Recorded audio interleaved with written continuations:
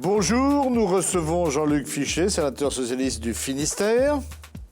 Bonjour. Vous venez de présenter avec la sénatrice de Gironde, Françoise Cartron, un rapport sur l'alimentation. Vous avez bossé là, 40 heures d'audition. Alors on a conduit même plus de 40 heures d'audition, effectivement, puisqu'on a commencé nos travaux en septembre l'année dernière, avec comme objectif un petit peu de regarder sur ce qui se passe dans notre alimentation aujourd'hui, faire des constats et essayer un petit peu de se projeter dans les années à venir et éventuellement donc d'influencer les orientations qui vont être prises par l'univers de l'alimentation. Votre constat, c'est que le système français n'est pas durable. Bon, ça veut dire, c'est le mot à la mode. Hein, bon, voilà. En même temps, vous laissez ouvert une fenêtre d'espoir. C'est-à-dire que le constat, c'est de dire que telles que les choses sont aujourd'hui, ce ne sera pas tenable dans le temps.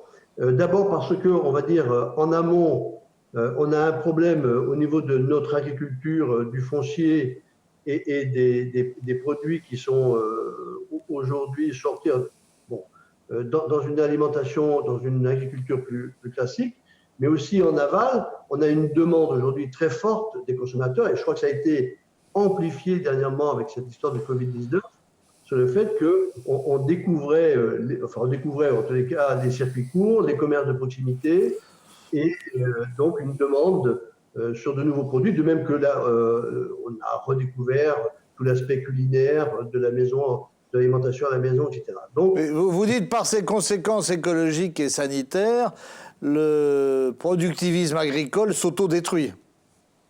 Alors, je crois que le productivisme agricole, en tous les cas, doit se réinterroger. Alors, ce qu'on écrit dans le rapport, c'est que nous, le constat qu'on a pu faire, c'est qu'il y avait une volonté aujourd'hui de plus en plus grande du monde agricole d'assumer la transition écologique. Donc, de faire une agriculture plus durable, plus compatible avec les sols, plus compatible avec la demande.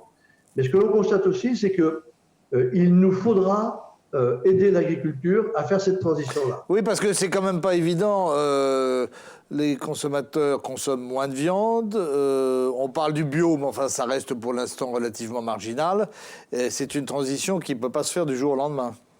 Absolument pas. D'ailleurs, si on revient quelques années en arrière, on se rappellera les fameux CTE de Louis le Pinsec, les contrats territoriaux d'exploitation, qui utilisaient les aides européennes justement écrêtées pour venir financer les agriculteurs qui entamaient une démarche de transition vers l'écologie.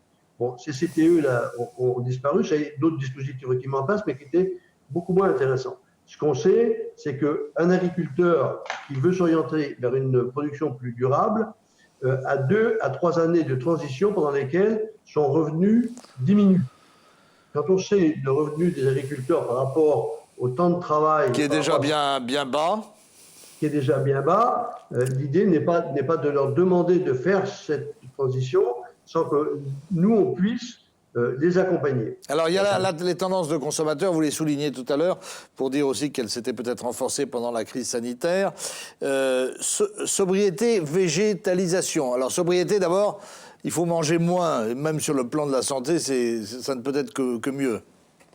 Voilà. Le premier constat, c'est que on a aujourd'hui, alors sur le plan de la santé, quand même des problèmes liés à l'obésité, entre autres, qui sont très importants.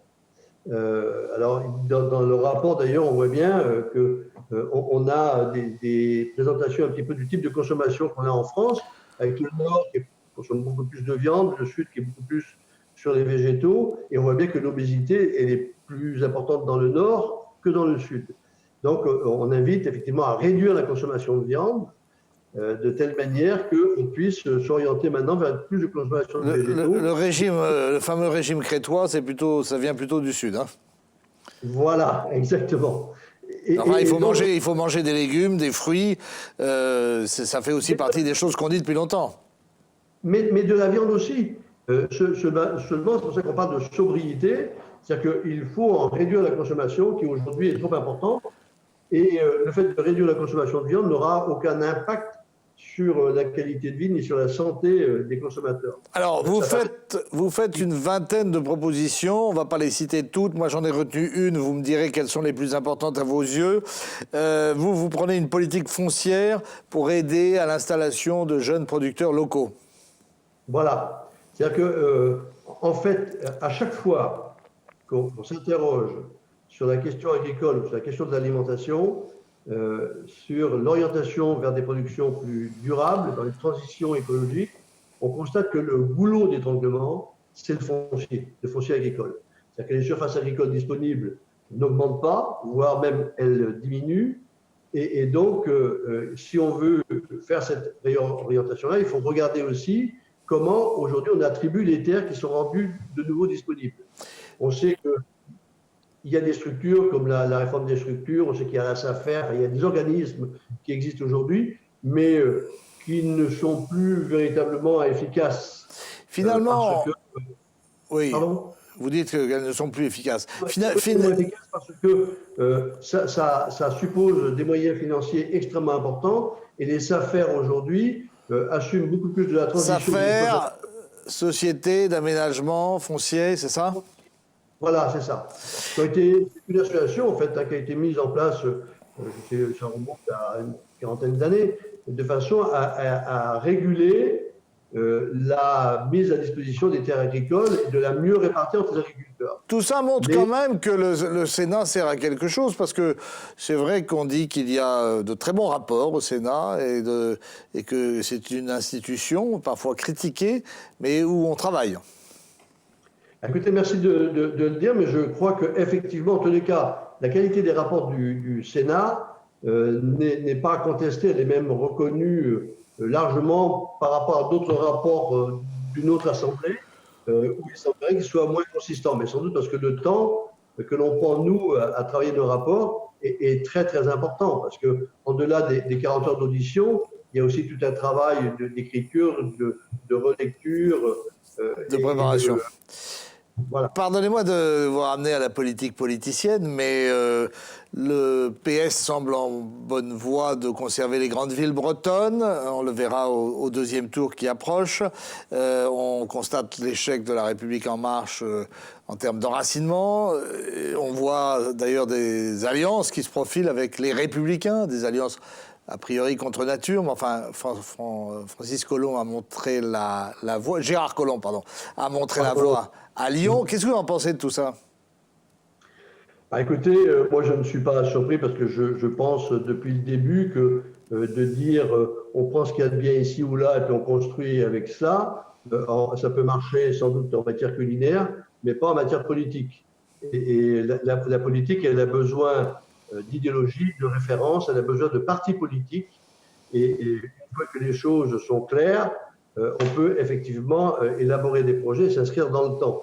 Malheureusement, la République en marche ne pouvait pas s'inscrire dans le temps et l'électeur lui dit aujourd'hui, on ne comprend pas le message qui est le vôtre, on ne comprend pas le projet qui est le vôtre et donc pour l'instant, il faudra mieux réfléchir à vos projets. Ces municipales auront une importance pour l'élection suivante, c'est-à-dire les sénatoriales en septembre prochain. Bon, pas de grande surprise à attendre. Le Sénat reste un bastion de droite malgré toute votre énergie.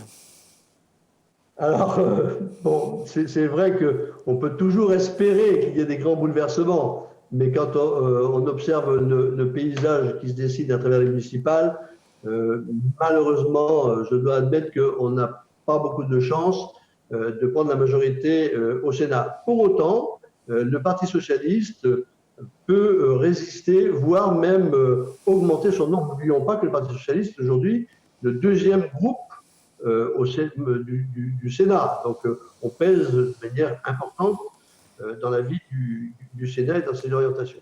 La gestion de la crise sanitaire a suscité de multiples critiques et polémiques. Qu'est-ce que vous en avez pensé ?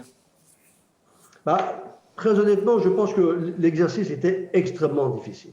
Je crois que la critique sur cette question-là est difficile. Sans doute qu'on a eu toutes ces histoires au niveau des masques, après la chloroquine, Dr Raoul, enfin, il y a eu un certain nombre de choses comme ça.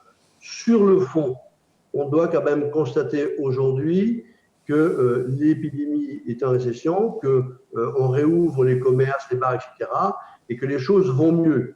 Donc, globalement, on peut considérer quand même que les grandes options qui ont été prises, entre autres le confinement, qui a été important, mais qui a été, et là il faut saluer un petit peu l'engagement des Français, qui a été vraiment respecté, et que le confinement a porté ses fruits. Malheureusement, mais ça, ce n'est pas une décision gouvernementale, malheureusement, les conséquences économiques négatives vont être importantes. Bruno Le Maire l'a dit, et donc on devra bien évidemment s'atteler à apporter des réponses le mieux possible, le plus rapidement possible. Alors parmi les conséquences qu'on peut tirer des carences de l'État, malgré tout, qui se sont manifestées, compte tenu de sa centralisation et de son manque de réactivité, il y a tout de même des gens qui plaident pour la régionalisation ou une nouvelle étape en la matière. Vous faites partie de ces partisans ? Absolument. Alors moi, je suis absolument pour qu'on confie de plus en plus de missions et de compétences à la région. Et je prendrai un exemple, l'Agence régionale de santé, qui est un système d'ailleurs qui est très peu connu du grand public. Hein. On connaît le travail des préfets de région, des préfets départementaux, des sous-préfets. L'Agence régionale de santé, tout le monde ignore un petit peu son fonctionnement. Et pour autant, c'est un organisme parallèle, très vertical, qui dépend directement du ministère dans la nomination des directeurs, dans l'organisation hospitalière, et qui ont montré leurs limites dans l'exercice, particulièrement dans ce qu'on vient de vivre dans les derniers mois. Et je pense qu'en confiant, d'autant que les collectivités aujourd'hui participent massivement aujourd'hui à financer la santé, hein, à travers la question des déserts médicaux, des aides à l'immobilier, des aides au personnel. Même si l'ARS Bretagne n'a pas été la plus critiquée, mais il faut dire que la crise n'a pas touché la Bretagne dans des proportions aussi importantes que dans le Grand Est, dont le directeur s'était fait licencier. Dernière question rapidement, l'explosion du chômage peut faire craindre des troubles sociaux. Est-ce que ces choix, je dirais, humanitaires, humains, en faveur des vieux, malgré tout, ne sont pas aussi, finalement, ne vont pas desservir une nouvelle fois cette jeunesse sur laquelle on fait porter un lourd fardeau, à commencer par l'endettement qui va augmenter? La question de l'endettement est une question extrêmement, extrêmement grave. Pour autant, moi, je pense que c'est une grave erreur que d'opposer les générations les unes aux autres. On est tous conscients, jeunes ou vieux, du fait que la situation aujourd'hui, sur le plan économique et de l'endettement en France, est vraiment importante et pénalisera certainement les générations futures si on ne prend pas les moyens de mieux répartir les richesses et donc d'interroger ceux qui ont beaucoup pour voir comment ils pourraient partager avec ceux qui ont moins, voire pas du tout. Bon, on en reparlera parce que l'émission est terminée et il en faudrait un peu plus pour développer sur ce thème. Merci Jean-Luc Fichet. On se retrouve demain avec un nouvel invité sur TBO et TB Sud. À très vite.